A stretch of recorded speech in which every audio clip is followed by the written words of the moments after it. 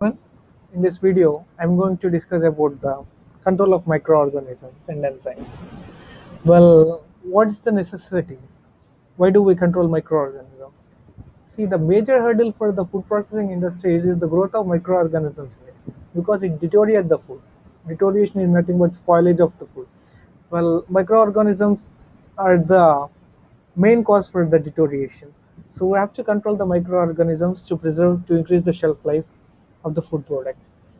So what is food preservation? Food preservation is a method of treating foods to delay the deterioration of the food. No matter what the season or the what area it is, food processing will make the food available at that time. So there are two types of food preservation: preservation through physical methods or preservation through the chemical methods.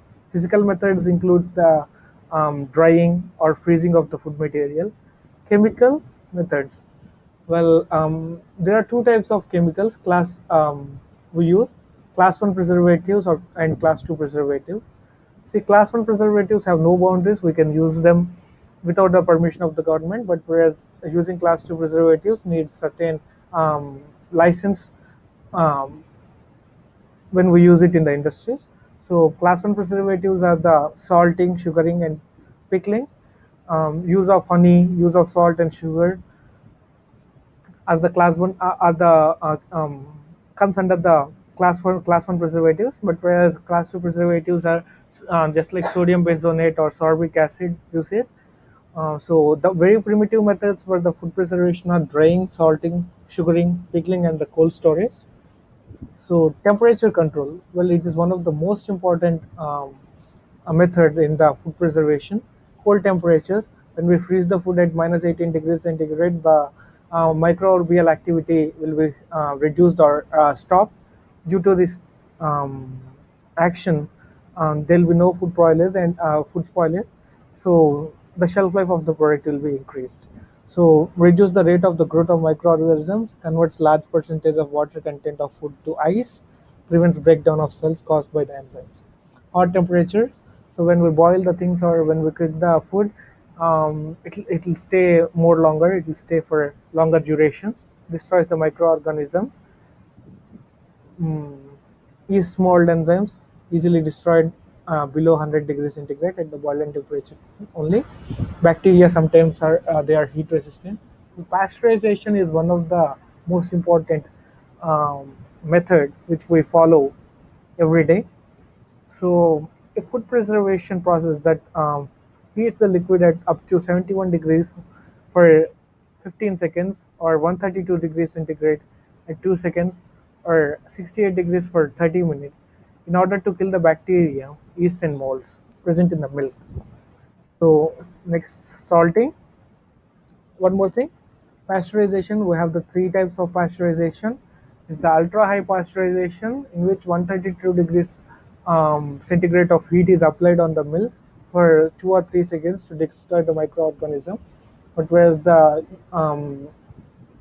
UHT, we use 72 degrees centigrade.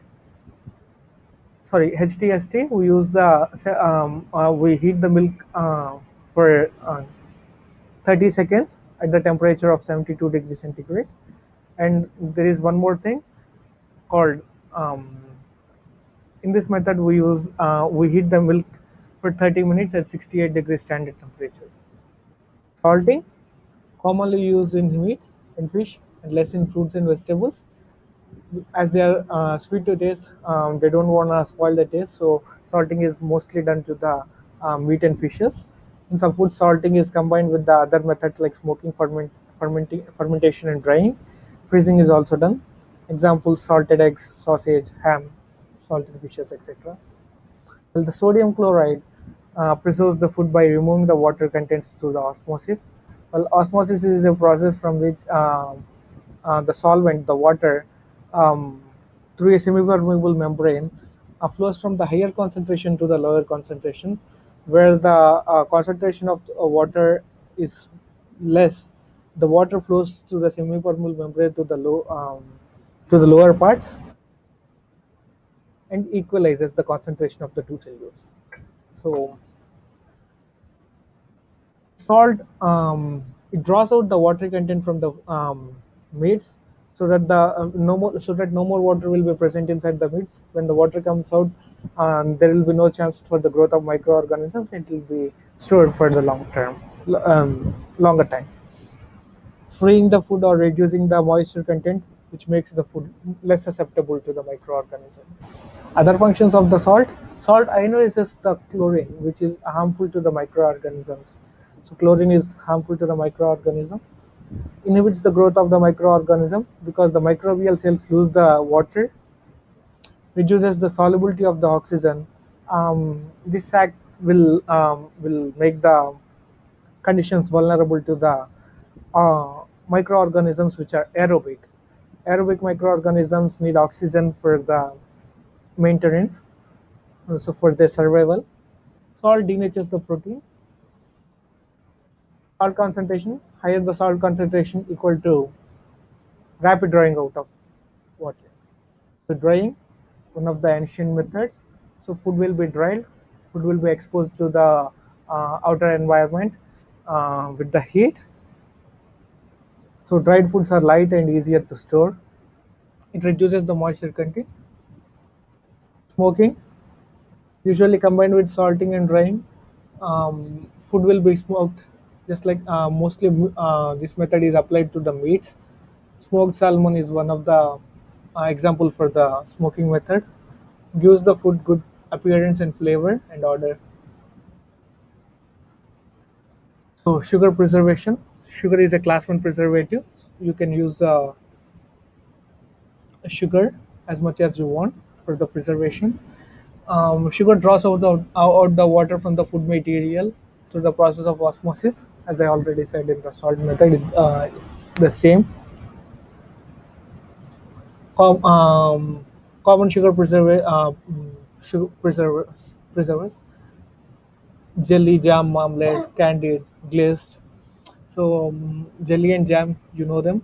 Marmalade, the fruit peels, just like the orange peels or lemon peels, will be added into the jam, and it's called marmalade. Candied fruit is concentrated with the syrup. So glazed candied first and dipped in the fresh glucose for the shiny appearance. Fermentation. Well, when the fruits are fermented, it turns into the beer or wine, which is preserved for longer duration. Some microorganisms are able to produce acid, which stops the growth of the harmful microorganisms.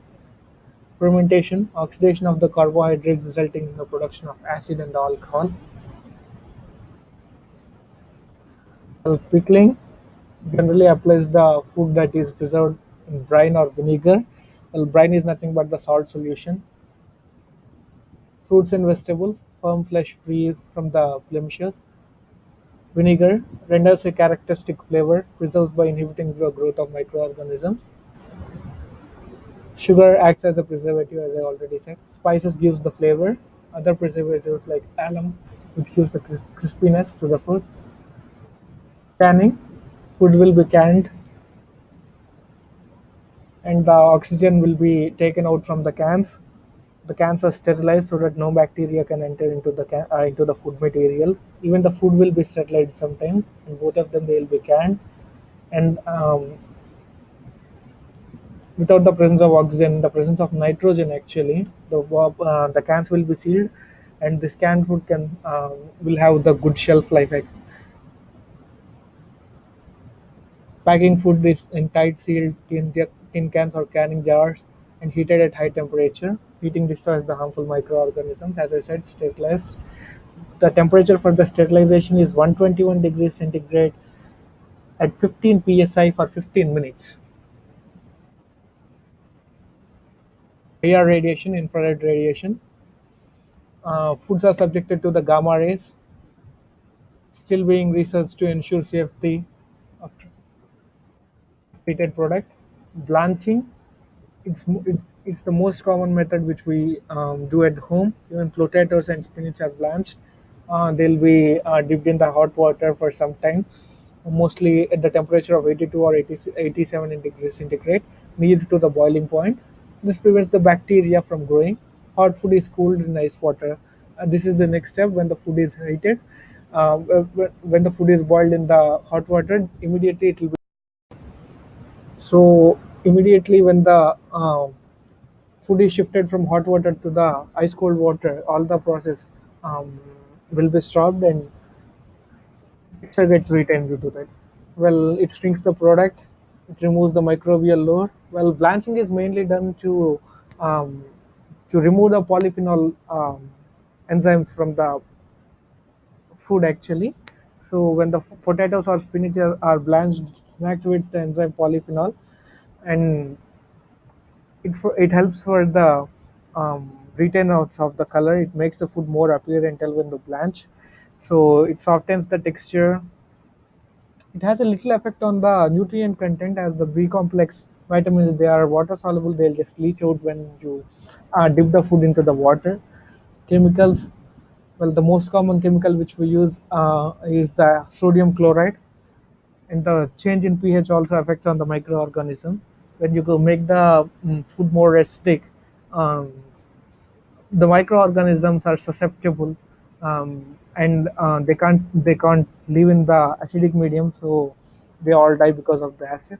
So most common chemical additives are the sodium nitrate, fatty acid, sulfur dioxide, sorbic acid. The sorbic acid is used in preservation of the ketchup and the meats.